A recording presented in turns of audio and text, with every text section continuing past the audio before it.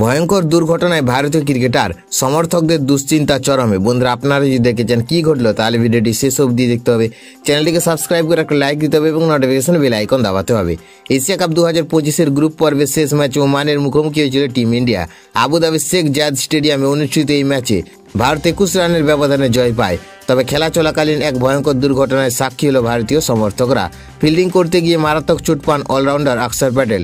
সবচেয়ে বড় দুশ্চিন্তার বিষয়, তার মাথায় আঘাত লাগে, সঙ্গে সঙ্গে মাঠ ছেড়ে যেতে বাধ্য হন তিনি। ঘটনাটি ঘটে ওমান ইনিংসের 15তম ওভারে। Shivam Dube back of length ball করেছিলেন হামজাদ মিরাজকে।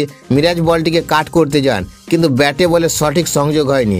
মিড অফে দাঁড়িয়েছিলেন অক্ষর, তিনি ক্যাচ ধরতে ঝাঁপ দেন, তবে বল হাতে না এলেও মাটিতে পড়ে তার মাথায় দুবার ধাক্কা খায়। এরপরই তিনি শারীরিক অস্বস্তিতে অনুভব করেন এবং চিকিৎসকদের তত্ত্বাবধানে মাঠ ছাড়তে হন। এর আগে ব্যাট হাতে অক্ষর টিম ইন্ডিয়ার জন্য গুরুত্বপূর্ণ ইনিংস খেলেন। মাত্র 13 বলে 26 রান করে দলের ইনিংসকে সামলে তোলেন তিনি।